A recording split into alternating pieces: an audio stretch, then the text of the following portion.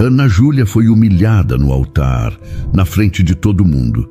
E o pior, não foi o abandono, foi o jeito como Fabrício olhou para a barriga dela, antes de virar as costas. Qualquer outra mulher teria chorado. Ela não chorou. Naquele instante, ela entendeu de uma vez por todas que o homem que estava prestes a se casar com ela nunca esteve do lado dela. Só que alguém naquela igreja estava. No fundo, um homem observava tudo, sem dizer nada. Alguém que conhecia aquela família melhor do que ninguém. Maximiliano Valchior Beneval. E quando ele tomou uma decisão, ali, na frente de todos, ninguém teve coragem de impedir. O que aconteceu nos minutos seguintes transformou aquela humilhação em algo tão inesperado que nem o dinheiro, nem o poder daquela família conseguiram controlar. Nossas histórias têm viajado longe. De onde você está assistindo hoje? Compartilhe com a gente nos comentários. As mãos de Ana Júlia apertavam o buquê com tanta força que os caules já tinham dobrado. O corpo inteiro sabia. Desde cedo, desde a hora de colocar o vestido, desde o momento em que olhou no espelho e não conseguiu sorrir. O corpo sabia o que a cabeça insistia em negar. A igreja no Cidade Jardim estava lotada. 200 e tantas pessoas espremidas nos bancos de madeira escura. Perfume caro grudado no ar, quente das velas. Flores brancas amarradas nas pontas dos bancos. Arranjos enormes no altar. Tudo impecável, tudo caro, tudo arrumado para uma festa que não ia acontecer. Fabrício estava no altar, de pé, mãos nos bolsos, maxilar travado. Nenhuma emoção no rosto. Ana Júlia viu aquilo do meio do corredor, entre um flash de fotógrafo e outro, e o estômago revirou. Tentou puxar um sorriso. A boca não obedeceu. Continuou andando. A barra do vestido arrastava no tapete vermelho, o véu pesava na cabeça e os sapatos novos machucavam o calcanhar a cada passo. Quando chegou perto do altar, esticou a mão para ele. Fabrício não pegou. "Fabri!" Ela chamou baixo. "O que foi?" Ele virou o rosto para o lado. A mãe dele, Odete, estava plantada ali, colar de pérolas grosso, postura reta, queixo levantado.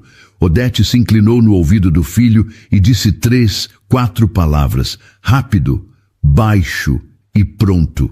O rosto de Fabrício mudou na hora. Ele deu um passo para trás, encheu o peito de ar e soltou alto, para a igreja inteira ouvir. "Eu não vou me casar com uma mulher que já começa trazendo problema." E desceu o olhar direto para a barriga dela. O burburinho subiu dos bancos feito fumaça, cabeças virando, bocas abrindo, cotovelos cutucando costelas. Os dedos de Ana Júlia esmagaram o buquê. Uma rosa branca se soltou e caiu no tapete. "Fabrício, do que você está falando?" A voz saiu firme. As pernas não. Ele não respondeu. Virou as costas, enfiou as mãos nos bolsos e caminhou para a saída lateral. Sem olhar para trás. Sem diminuir o passo. Uma prima dele, na segunda fileira, agarrou a bolsa e saiu atrás. Depois outra. E mais outra. Os convidados do lado dele foram esvaziando os bancos, pela porta dos fundos, pelo corredor lateral, cada um fingindo que não fazia parte daquilo. A mãe dele ficou. Odete ajeitou o colar devagar, deu 2 passos na direção do altar e disse com a voz clara. Já era esperado. Ana Júlia travou. As pernas endureceram, o queixo tremeu, os olhos arderam. Mas a lágrima não desceu. O corpo se recusou a dar esse presente para aquela mulher. Olhou ao redor. Os bancos do lado dela tinham 4 pessoas. 4. 2 primos que mal falavam com ela, uma colega de trabalho que veio por educação, e Renata, a amiga de faculdade, que apertava a alça da bolsa. Nenhum deles se levantou, nenhum abriu a boca. O padre recuou 2 passos e fechou o livro. O coroinha olhava para o chão, mãos torcendo a barra da túnica. O fotógrafo, esse não parou. O flash bateu no rosto de Ana Júlia 1, 2, 3 vezes. Cada estouro de luz era um registro do pior momento da vida dela. Ia existir para sempre. Em algum cartão de memória, em algum celular, aquela cena estava gravada. O buquê caiu no chão. As rosas se espalharam no tapete. Uma rolou até o sapato do padre e ficou ali, branca, amassada, ridicularizada. Uma mulher na 5ª fileira se levantou, pegou a bolsa e saiu quase correndo. Atrás dela, o marido foi atrás sem olhar para ninguém. Em menos de 1 minuto, mais 3 casais saíram. Os bancos iam esvaziando aos poucos. Cada pessoa que ia embora levava um pedaço da dignidade de Ana Júlia junto.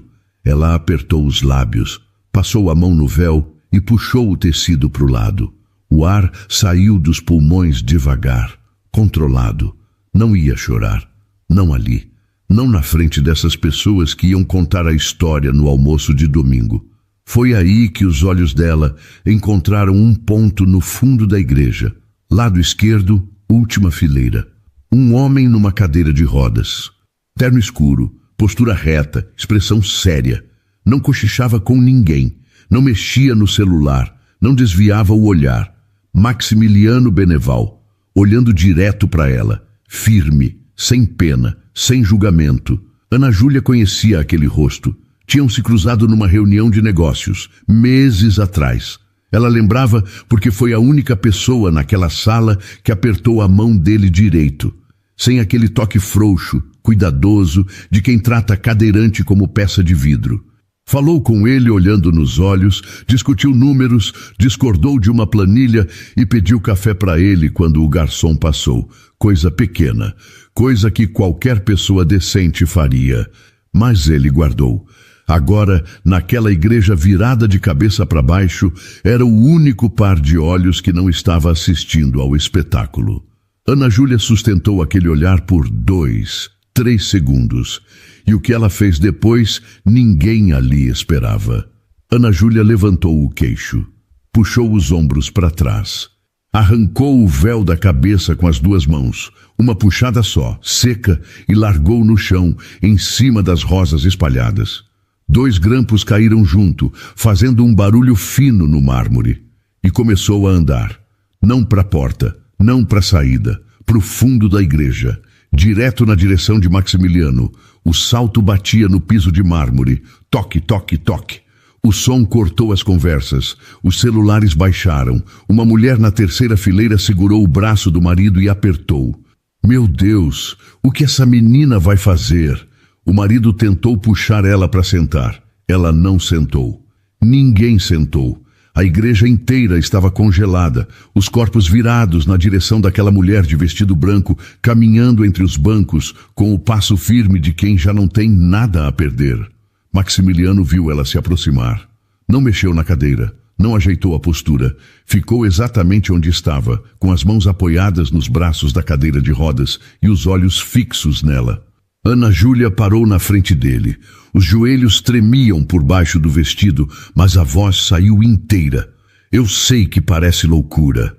Engoliu seco. Mas eu não vou sair daqui como piada. Eu me recuso. Ele esperou. Não interrompeu. Não fez gesto nenhum. Você é a única pessoa nessa igreja que não está me olhando com pena. A voz dela abaixou um tom. E eu preciso de alguém assim agora. Me ajuda a sair dessa com a cabeça no lugar. 2 segundos de silêncio.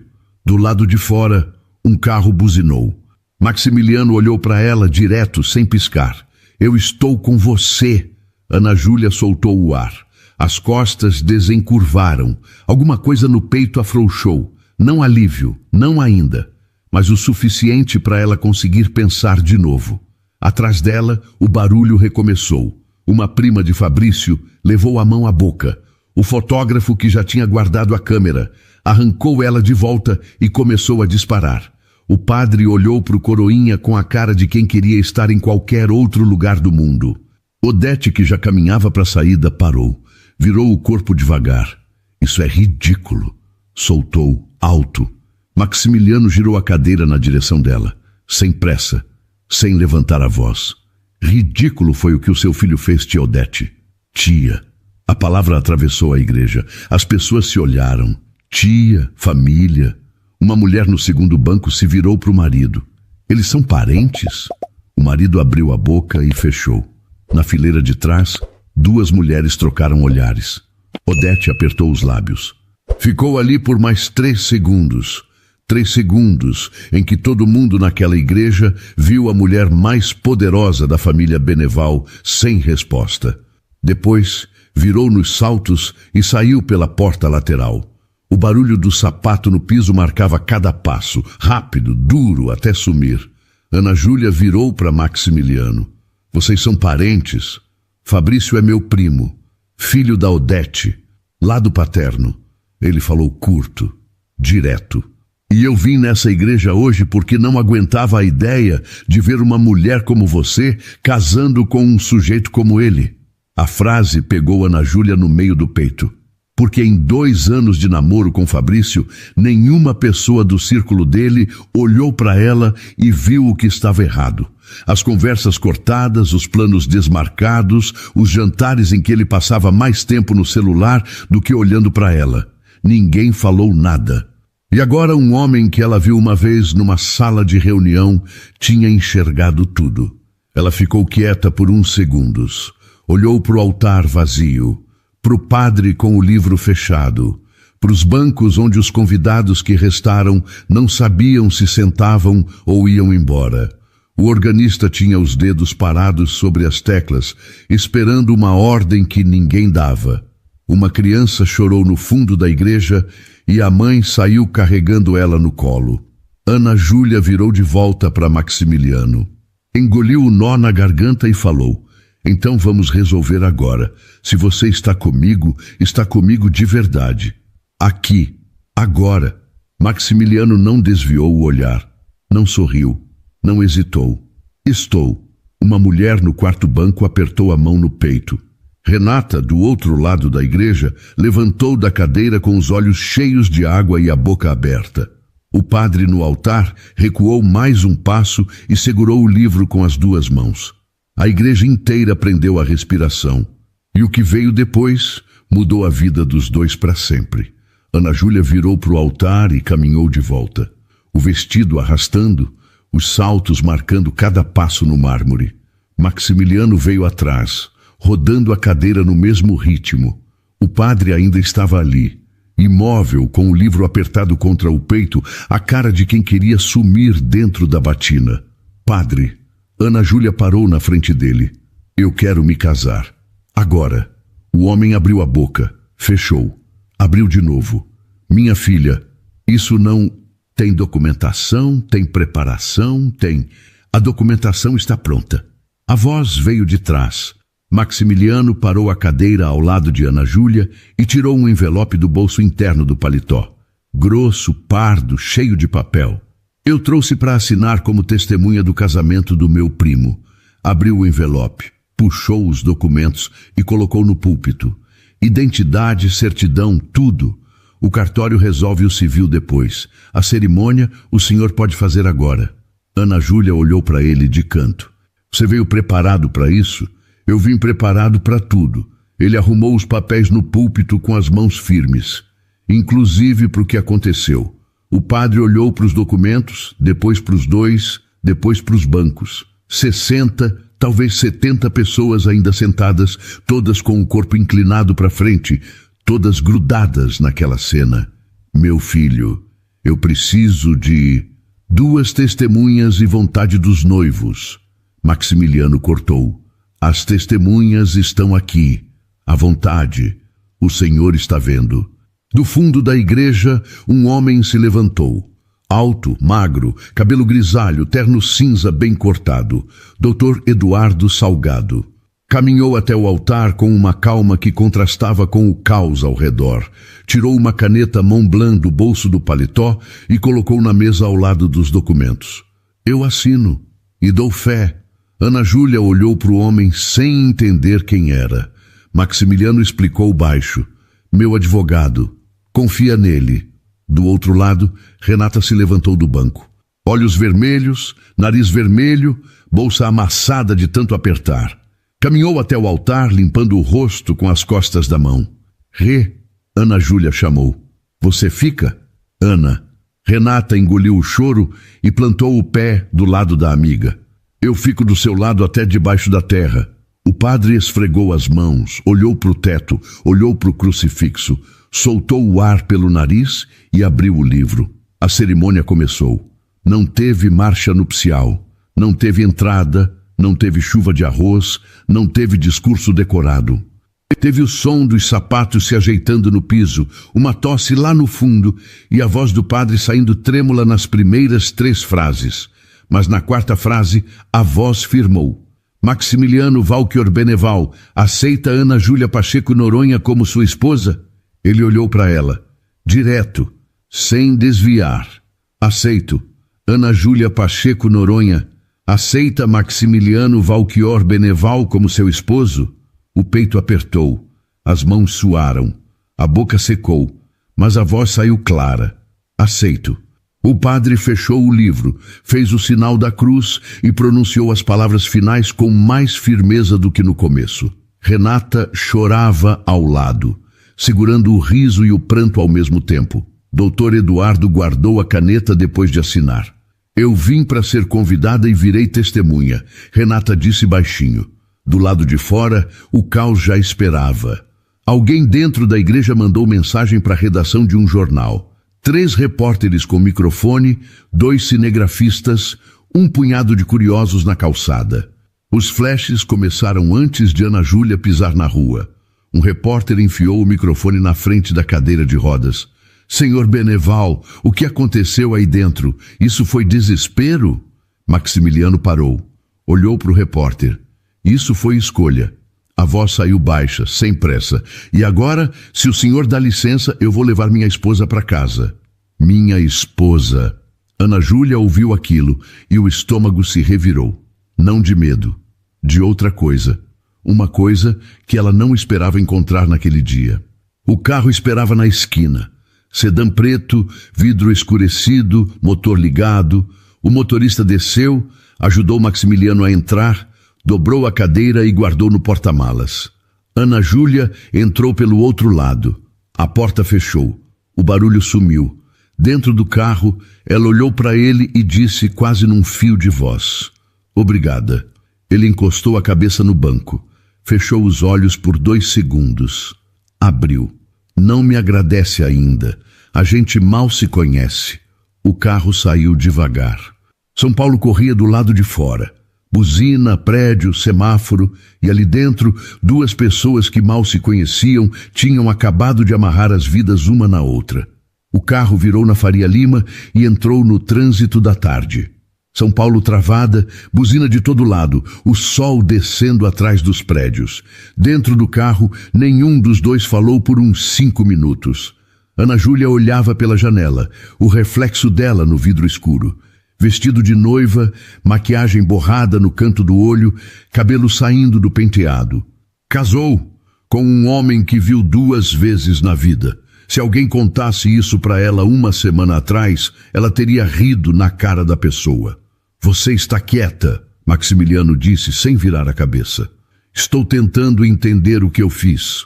Você tomou uma decisão e manteve. Você fala isso com uma calma. Calma é tudo que me sobrou depois de um capotamento na marginal. Ele ajeitou a mão no colo. Quando você quase perde tudo, aprende a não entrar em pânico por coisa que tem solução. Ela virou o rosto para ele. Queria perguntar sobre o acidente, sobre a cadeira, sobre tudo. Guardou as perguntas. Não era hora. O carro parou na frente de um prédio na Vila Nova Conceição. Fachada de vidro escuro, jardineiras na entrada, porteiro de terno.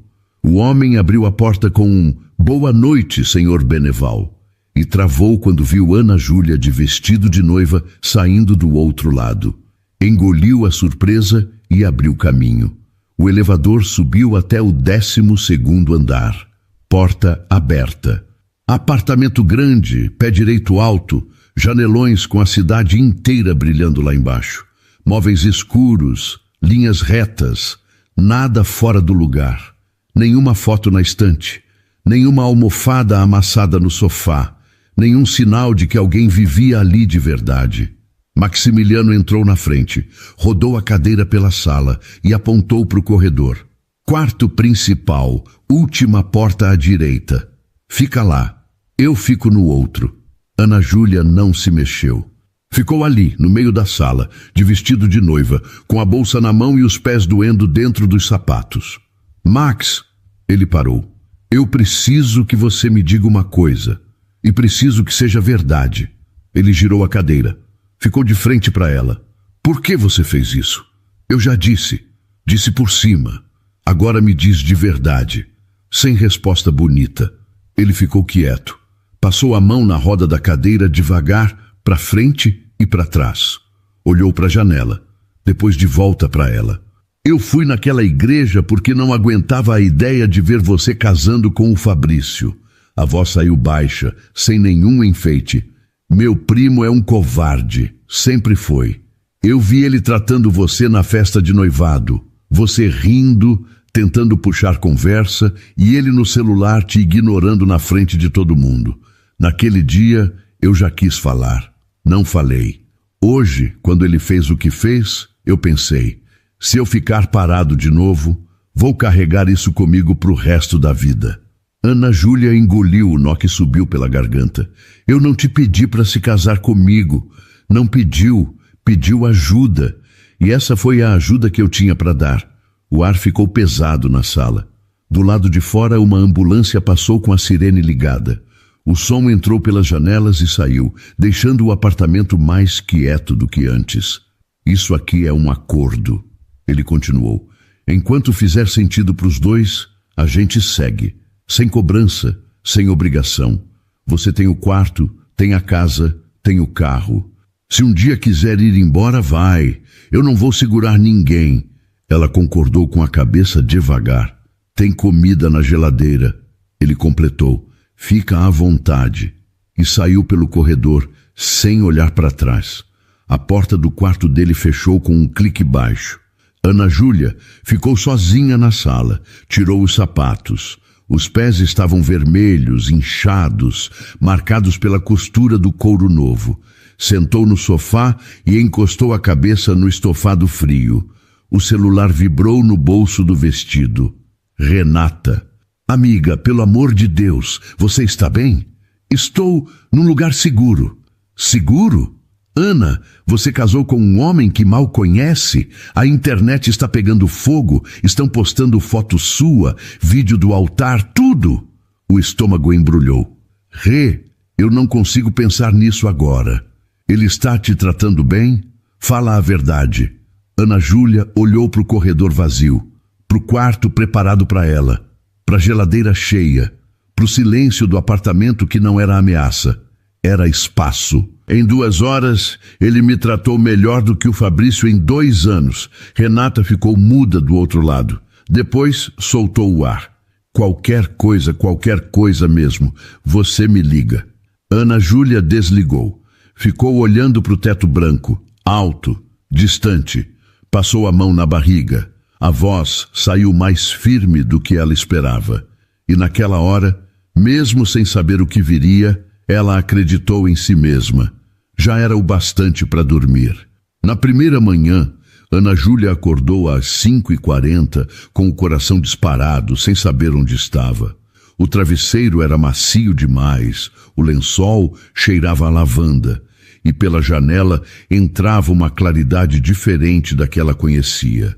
Demorou uns 10 segundos para lembrar. Levantou, tomou banho, vestiu uma roupa simples, calça de moletom, camiseta velha, chinelo, hábito de quem pegava metrô às 6h30 para trabalhar no escritório de contabilidade. Mesmo sem ter para onde ir, o corpo acordou no horário de sempre. Na cozinha encontrou café pronto, pão cortado na tábua, manteiga num potinho de vidro, 2 xícaras limpas no escorredor. Tudo arrumado, tudo silencioso. No terceiro dia, perguntou para Marta, a empregada que aparecia 3 vezes por semana. Baixinha, mãos grossas, sorriso fácil. Foi o Max que pediu para deixar tudo pronto? Marta não tirou os olhos do fogão. Pediu e mandou não fazer barulho, para a senhora dormir até a hora que quisesse. Ana Júlia ficou olhando para o café com a xícara quente entre as mãos. Olhou para o corredor. Porta do quarto dele fechada. Ele já tinha saído para o escritório na Faria Lima. O motorista buscava ele às 7. Nos primeiros 5 dias, eles quase não se cruzaram. Ele saía cedo, voltava no fim da tarde. Ela ficava no apartamento, andando de um cômodo para o outro, tentando ocupar espaço numa casa que não era dela. No segundo dia, ligou para a avó. Vó, eu estou bem. Bem aonde, criatura? Dona Lourdes não disfarçava. A voz saía espremida no celular velho que ela usava mais para receber ligação do que para fazer. Eu vi tudo no jornal. Aquele homem horrível te largou no altar e você casou com outro no mesmo dia. Foi mais complicado do que parece, vó. Complicado é minha artrite. Isso aí é confusão. Ana Júlia riu. O riso saiu sozinho, inesperado, e fez bem. Ou ele está te tratando direito? A avó perguntou séria agora. Está. Cada um no seu quarto.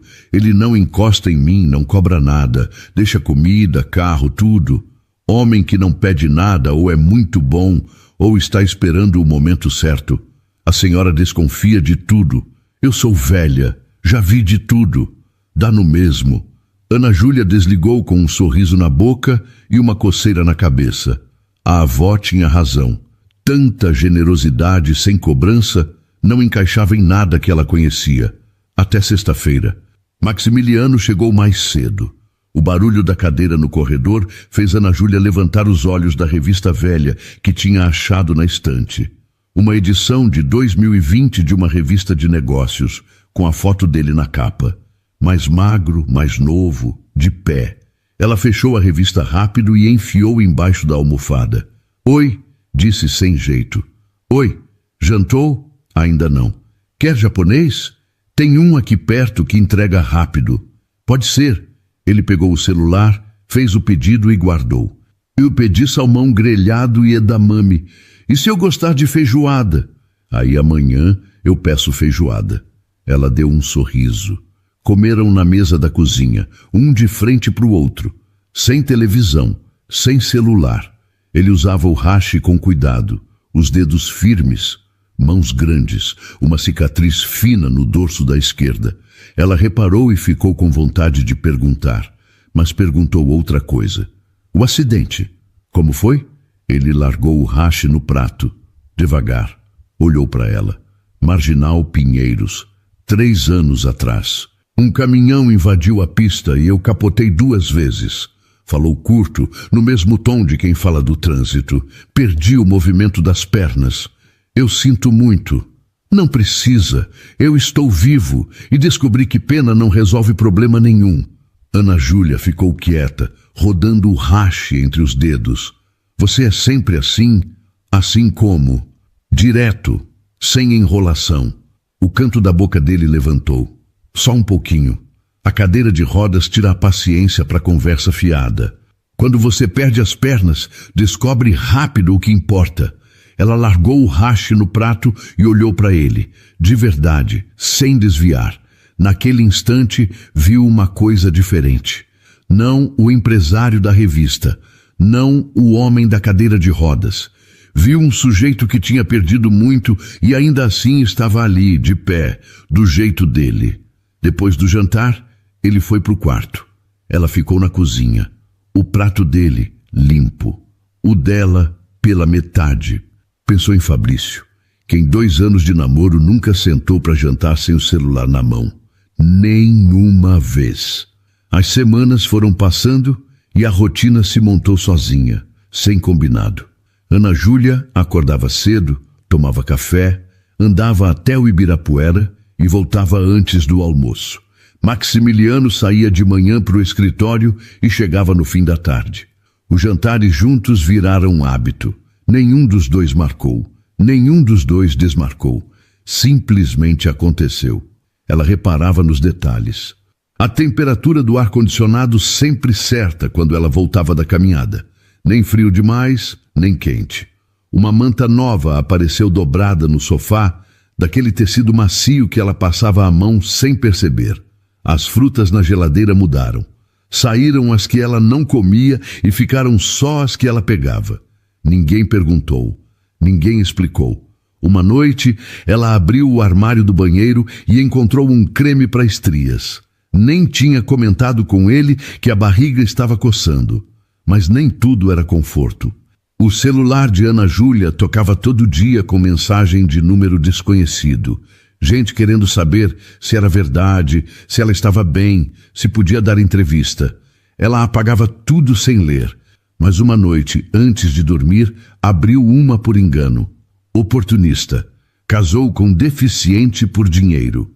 Fechou o celular e ficou olhando para o teto até o sono vir. E não veio. Numa terça-feira de manhã, Ana Júlia voltava da padaria com um saco de pão na mão. Tinha decidido comprar ela mesma, para fazer alguma coisa normal na vida, quando parou na calçada do prédio. Duas mulheres saíam do salão ao lado, unhas brilhando, cabelo arrumado, uma loira alta, uma morena de óculos escuros. "Você viu a história da mulher que casou com o cadeirante?" disse a loira guardando o celular na bolsa. "Vi. Casou com o rico para garantir a pensão do filho. Armação descarada. E grávida de outro. Imagina a cara de pau." Ana Júlia parou na calçada. O saco de pão amassou na mão direita. O sangue subiu para o rosto. Quis virar e falar alguma coisa, qualquer coisa. Mas a garganta fechou. Entrou no prédio de cabeça baixa. Subiu no elevador com os olhos ardendo. Largou o pão na bancada e foi para o quarto. Sentou na borda da cama e ficou olhando para a parede branca por 20 minutos. De noite, quando Maximiliano chegou, ela estava na sala. Roupa trocada, cabelo arrumado, livro aberto no colo, o rosto lavado de quem tentou apagar o rastro do dia. "Boa noite." Não levantou os olhos. Ele parou a cadeira perto do sofá. Ficou ali uns segundos sem falar. "O que aconteceu?" "Nada." "Ana Júlia." O nome inteiro, cada sílaba pronunciada devagar. Ela levantou o olhar. "Está na sua cara." Ele disse. Ela largou o livro. "Umas mulheres na rua, falando que eu armei tudo, que casei com você por interesse, que sou golpista." Soltou tudo de uma vez, rápido, antes de engolir de volta. Maximiliano não se mexeu. Não ficou com raiva. Não fez discurso. Ficou parado, olhando para ela com aquela atenção que ele tinha, concentrada, sem desvio. "Você quer que eu diga que não liga?" Ia ser bom. Ia ser mentira. "Eu sei que liga. Está tudo bem ligar. Quem fala que não se importa está se enganando." Ana Júlia apertou o canto do lábio com o dente. Os olhos encheram de lágrimas. "Eu só queria que as pessoas..." A voz rachou. "Eu sei o que você queria. Queria que entendessem sem precisar explicar." Ele rodou a cadeira mais para perto. "Mas não vão entender. E você não deve explicação para quem não estava naquela igreja com você." Uma lágrima desceu. Ela limpou rápido, com a ponta do dedo, virando o rosto para o lado. "Olha para mim," ele pediu. Ela olhou, os olhos molhados, o nariz vermelho. "Eu sei quem você é. Eu sei por que você fez o que fez. E isso basta." O peito dela apertou de um jeito diferente. Não dor. Outra coisa. Uma coisa boa que não tinha nome ainda. Naquela noite ele ficou. Não foi para o quarto na hora de sempre. Sentou na sala com ela e ela ligou a televisão num filme antigo. Romance dos anos 90, desses de domingo à tarde. Ele reclamou da atuação do ator principal. Ela deu risada. Ele olhou para ela rindo e também sorriu. "Você muda quando ri." "Mudo como?" "Fica verdadeira." Ela desviou o rosto. As bochechas queimaram. "Ninguém me dizia isso." Falou baixo, olhando para a tela sem ver nada. "Fabrício dizia que eu ria alto demais, que incomodava." Maximiliano ficou quieto por 2 segundos. Depois, ele era surdo então. Ela virou para ele, a boca aberta, e começou a rir de novo. Dessa vez, soltou a risada inteira, sem segurar. Quando o filme acabou, ela disse boa noite e foi para o quarto. Fechou a porta. Encostou as costas nela. As mãos tremiam, mas não de medo. O coração batia forte. E ela sabia exatamente o motivo. O convite chegou na sexta-feira. Envelope bege, letras douradas, papel grosso, jantar beneficente nos jardins, organizado pela família Beneval. Presença obrigatória dos membros da família, impresso em itálico como ameaça educada. Maximiliano largou o envelope na mesa da cozinha sem abrir. Não vai? Ana Júlia perguntou com a xícara de café na mão. Vou. E você vai comigo. A xícara parou no ar. Max, essa gente me odeia. E metade deles me odeia também. Ele pegou o café. Se a gente se esconder, eles ganham. E eu não perco para ninguém sem jogar. Eu não tenho roupa para isso. Amanhã vem uma pessoa aqui te ajudar. Não discute. Ela quis discutir. Guardou. No sábado à noite, Ana Júlia entrou naquele salão nos jardins com o coração na garganta. Vestido elegante, justo na medida, discreto. Cabelo preso, brincos pequenos, maquiagem leve. A barriga de 6 meses aparecia, redonda e firme. Maximiliano ao lado, terno escuro, cadeira impecável, queixo levantado. O salão tinha lustre de cristal, garçom circulando com bandeja de champanhe e gente que se cumprimentava com um sorriso ensaiado. As cabeças viraram na hora que eles entraram. Os olhos desceram de Ana Júlia para o vestido, do vestido para a barriga, da barriga para a cadeira de rodas. Cabeça erguida. Maximiliano disse baixo, olhando para frente. Sempre.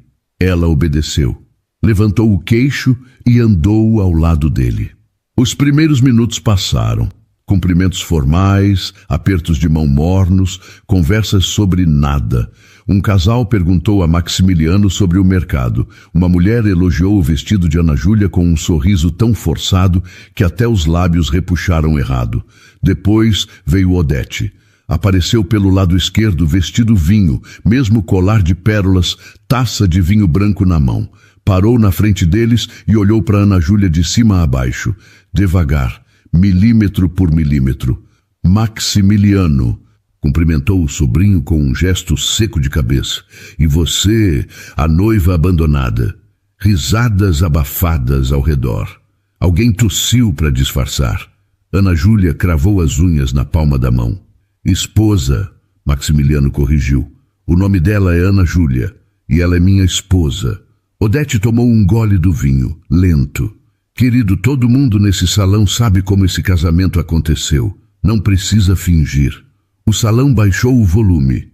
As conversas foram morrendo mesa por mesa. As pessoas se aproximaram devagar. Ninguém queria perder uma palavra. Maximiliano girou a cadeira na direção da tia. Os olhos dele estavam calmos, a voz pesada. Tia Odete, eu vou falar uma vez, e a senhora presta atenção. Essa mulher é minha esposa. Quem tiver qualquer coisa para falar dela, fala comigo. Diretamente comigo. Agora, se a senhora quer se queimar na frente de 100 pessoas, a escolha é sua. Mas eu não recomendo. Odete apertou a taça. O sorriso evaporou. Você está fazendo papel de ridículo, Maximiliano. E o seu filho? Que papel fez naquela igreja? A resposta veio rápida, sem pausa, sem hesitação. O rosto de Odete endureceu. Ela olhou ao redor. Todo mundo olhando, todo mundo ouvindo. E entendeu que cada palavra era um passo a mais no buraco. Virou nos saltos e saiu. O barulho dos sapatos no piso marcou cada passo até ela desaparecer no corredor. Ana Júlia soltou o ar. As mãos ainda tremiam. Virou para ele. Você não precisava ter feito isso. Precisava.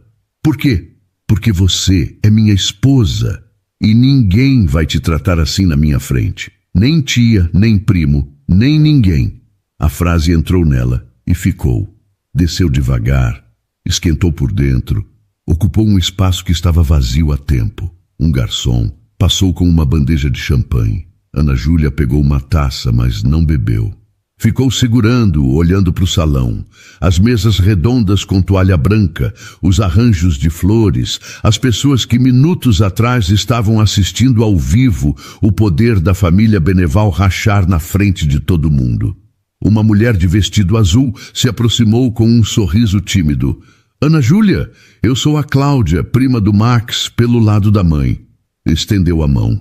Bem-vinda à família. Ana Júlia apertou a mão dela, surpresa. Obrigada. Ignora a Odete. Ela faz isso com todo mundo. Comigo também fez quando eu casei com o Bernardo. Cláudia deu de ombros. A diferença é que ninguém nunca respondeu para ela do jeito que o Max respondeu hoje. Isso vai dar o que falar por meses. Quando Cláudia se afastou, Maximiliano olhou para Ana Júlia de canto. Viu? Nem todo mundo é inimigo. Só 90%. 90% a gente aguenta. Na volta para casa, dentro do carro, ela ficou quieta, olhando as luzes da cidade passarem pela janela. Depois virou para ele. Obrigada. De verdade. Ele esticou a mão, segurou a dela, firme, sem pressa. Nenhum dos dois soltou até o carro parar na frente do prédio. Entraram no apartamento e o ar estava diferente. Mais quente, mais carregado. Ana Júlia tirou os sapatos na entrada. Maximiliano trancou a porta e seguiu para o corredor. Ela foi atrás, sem pensar, os pés descalços no piso frio, o vestido ainda cheirando ao perfume do salão. Max, ele parou a cadeira. O que você fez hoje naquele salão? Ela se encostou na parede do corredor, braços cruzados contra o peito. Ninguém fez nada parecido por mim. Nunca. Eu não fiz por obrigação. Eu sei. E é isso que me bagunça. Ele girou a cadeira, ficou de frente para ela. A luz da sala chegava fraca pelo corredor, cortando o rosto dele pela metade. Um olho iluminado, o outro na sombra. O que te bagunça? Ela demorou. Apertou os braços contra o corpo. Você. Esse jeito que você me trata. Eu passei 2 anos com um homem que não me defendeu de nada. Da mãe dele, dos amigos, de ninguém. E você, em poucas semanas, botou a cara na frente da sua família inteira, por mim. E eu não sei o que fazer com isso. A voz dela baixou. Eu tenho medo de confiar, de abrir espaço e levar outro golpe. Eu entendo. Entende? Quando eu acordei no hospital depois do acidente, a primeira visita que recebi foi do Fabrício. A voz dele saiu firme, sem dó de si mesmo. Sabe o que ele perguntou? Se eu já tinha atualizado o testamento. Eu estava com a coluna quebrada e o meu primo queria saber da herança. Ana Júlia fechou os olhos por um segundo. O estômago revirou. Depois dele vieram outros. Sócios, conhecidos, todos com o mesmo olhar. Metade pena, metade cálculo. Queriam saber se eu ia durar, se ia continuar mandando na empresa, se precisava de tutor. Ele fez uma pausa. A única pessoa que me tratou como gente, sem fingir, sem medir, foi você, naquela reunião. Eu nem lembrava disso direito. Eu nunca esqueci. Você apertou minha mão igual apertaria a de qualquer um. Discutiu comigo sobre uma planilha. Pediu café para mim quando o garçom passou. Coisa simples, coisa que ninguém fazia. Ana Júlia abriu os olhos. O corredor estava escuro, mas ela via ele com clareza. Cada linha no rosto, cada marca que os anos e a dor tinham deixado. Max, eu preciso saber uma coisa. Pergunta, você casou comigo por causa daquela reunião ou por causa do que aconteceu na igreja? Ele demorou 3 segundos, não de dúvida, de honestidade. Eu fui naquela igreja por causa da reunião, mas eu casei com você por causa de quem você é. Uma lágrima desceu pelo rosto dela.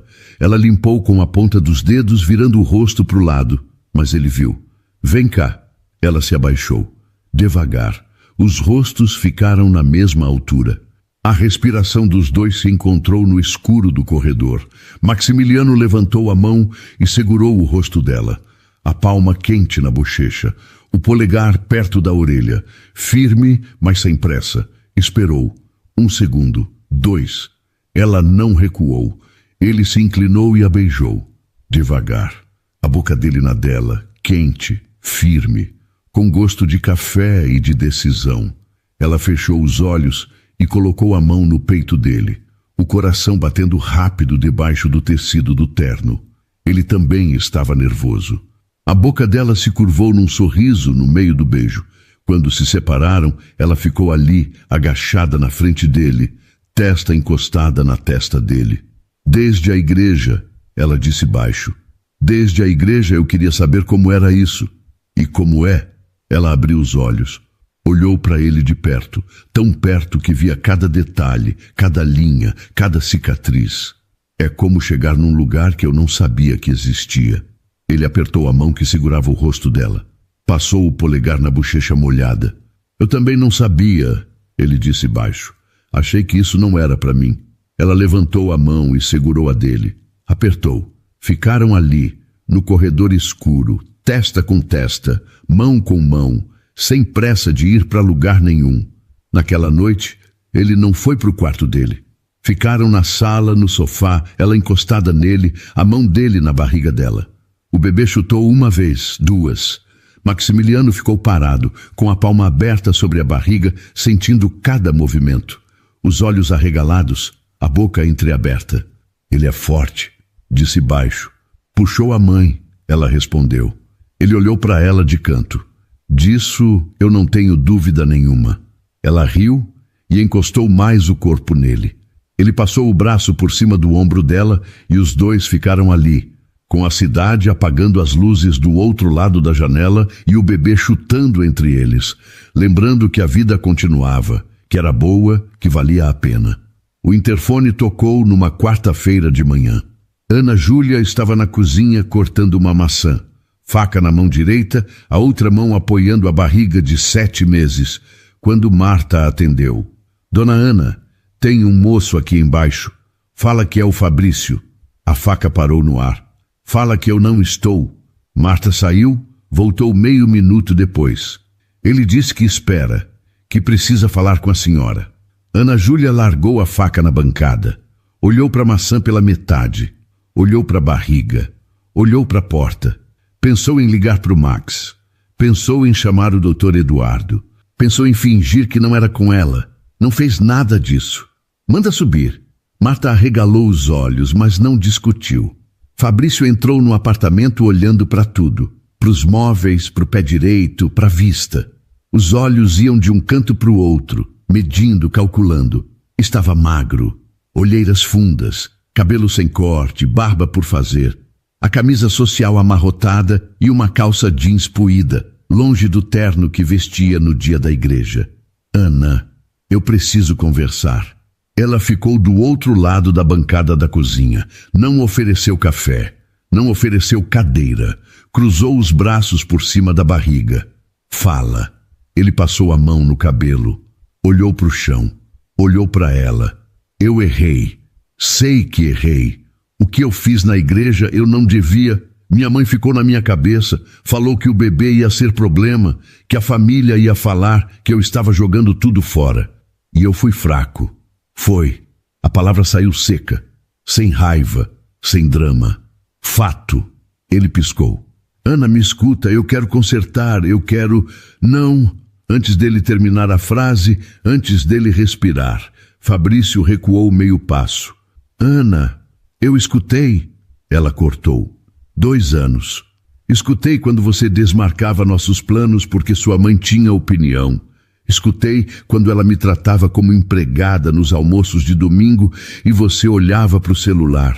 Escutei quando você disse que a gente ia esperar para contar da gravidez porque não era o momento. Ela soltou os braços. Deu um passo para frente. A bancada entre eles ficou menor. E escutei quando você me humilhou na frente de 200 pessoas e saiu andando. 2 anos, Fabrício. Eu escutei tudo. Agora... é a minha vez de falar. Ele abriu a boca. Nada saiu. Você escolheu a sua mãe. Escolheu a opinião dela, o conforto dela, a aprovação dela. Toda vez. E agora vem aqui nesse apartamento que não é seu pedir para consertar? Ela balançou a cabeça. Não tem conserto. Acabou no segundo em que você virou as costas naquele altar. Mas o bebê é meu filho. É seu filho. E quando ele nascer, você vai ter os direitos que a lei dá. Mas eu e você, acabou. O som da porta da frente, a chave girando. Maximiliano entrou rodando a cadeira devagar, a pasta no colo, a expressão calma de quem chegou do escritório. Parou na entrada da sala e olhou para a cena. Ana Júlia de pé, firme, braços ao lado do corpo. Fabrício no meio da sala, com a cara de quem tomou um banho gelado. Fabrício! A voz de Max saiu baixa. Normal. Acho que você já ouviu o que precisava. Isso é entre eu e ela, Maximiliano. Ela é minha esposa. Então é entre nós três. Fabrício olhou de um para o outro. Procurou hesitação. Procurou dúvida. Procurou uma brecha. Não achou. Ana Júlia estava de pé, mão na barriga, ombros retos, olhar fixo. Não abaixou a cabeça. Não desviou. Não era mais a mulher do altar. Vai embora, Fabrício, ela disse, sem levantar a voz. E não aparece aqui de novo sem avisar. Ele recuou. 1 passo, 2. Olhou para o chão. Eu vou falar com meu advogado. Fala, Maximiliano respondeu. O doutor Eduardo está esperando. E eu garanto, ele é melhor que qualquer um que você arrume. A porta fechou com um clique suave. O elevador zumbiu do lado de fora. Pronto. Acabou. Ana Júlia soltou o corpo. As pernas cederam. Ela se apoiou na bancada com as 2 mãos, curvou as costas e ficou ali, respirando fundo, o peso do dia inteiro caindo de uma vez. Maximiliano rodou até ela. Está bem? Ela levantou o rosto. Os olhos brilhavam, não de tristeza. Eu nunca falei assim com ele, nunca. Eu sei, e ele sabe, por isso saiu daqui desse jeito. Ela deu um sorriso cansado. Esticou a mão e segurou a dele. Preciso de um café. Eu faço. Você não sabe fazer café, Max. Eu sei ferver água e jogar pó no filtro. O resto é fé. Ela riu. Uma risada de verdade, dessas que saem do fundo e limpam tudo por dentro. O café passou. O cheiro tomou conta da cozinha. E ali, com a caneca quente entre as mãos e Maximiliano do outro lado da bancada, Ana Júlia teve certeza. O passado tinha acabado de bater na porta e ir embora de mãos vazias. E ela, finalmente, estava livre. Miguel nasceu numa terça-feira de manhã, no hospital do Itaim Bibi. 3 quilos e 200 gramas. O choro tomou o quarto inteiro. Alto, forte, bravo. A enfermeira limpou ele rápido e colocou no peito de Ana Júlia. O corpo dela doía inteiro. 8 horas de trabalho de parto. O suor grudado na testa. Mas quando o menino encostou na pele dela, tudo isso sumiu. Ficou só ele, pequeno, quente, vivo, com a boca aberta procurando. Camila, a obstetra, secou as mãos numa toalha e chegou perto. Perfeito, Ana. Tudo certo com ele. Agora descansa. Ana Júlia concordou, mas os olhos não saíram do menino. Contou os dedos, 5 em cada mão, 5 em cada pé. Passou a ponta do indicador na bochecha dele. Miguel se encolheu, apertou os olhos e agarrou o dedo da mãe com a mão inteira. Oi, meu filho, ela disse baixo. Eu estou aqui. A porta abriu meia hora depois. A enfermeira empurrou a cadeira de Maximiliano até o lado da cama. Ele parou ali e ficou olhando para o bebê. A boca fechada, as mãos no colo, os ombros travados.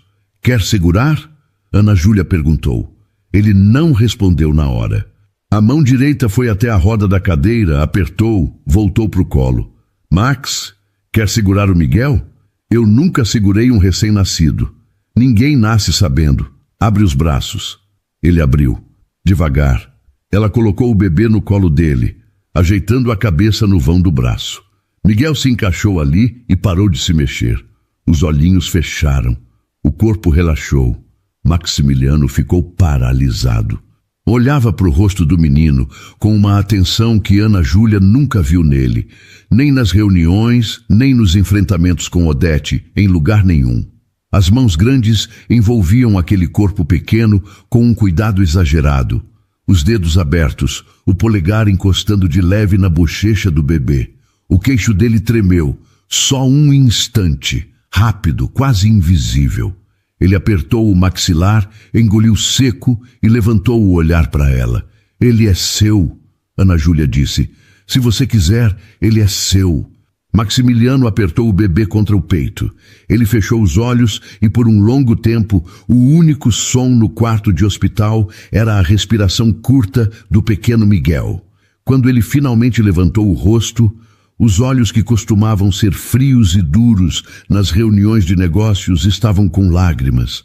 Ele olhou para o menino e depois para Ana Júlia, dizendo apenas: a partir de hoje, Ana, ele nunca vai precisar perguntar quem é o pai dele. Sou eu, e isso basta. As semanas seguintes foram as mais cansativas e as mais cheias da vida de Ana Júlia. Noites picadas, fraldas, mamadeira, o choro das 3 da madrugada que cortava o sono e não deixava voltar. Mas no meio disso tudo, os dedos de Miguel agarrando o polegar de Maximiliano. As madrugadas em que ela acordava e encontrava os dois na sala, Max com o menino no colo, embalando ele com o balanço da cadeira de rodas. Você devia estar dormindo, ela disse uma noite parada na porta da sala, de camisola e cabelo bagunçado. Ele chorou, não quis te acordar. Max, você precisa descansar. Quando ele dorme, eu durmo. Vai, volta para a cama. Ela não voltou. Sentou do lado dele no sofá, encostou a cabeça no ombro dele e ficou ali. Os 3 juntos. São Paulo, dormindo lá fora. Dona Lourdes chegou no fim de semana. Mala enorme, panela de arroz doce e o abraço mais apertado que Ana Júlia tinha recebido na vida. O tipo de abraço que espreme, que balança, que cheira a sabonete e a amor verdadeiro.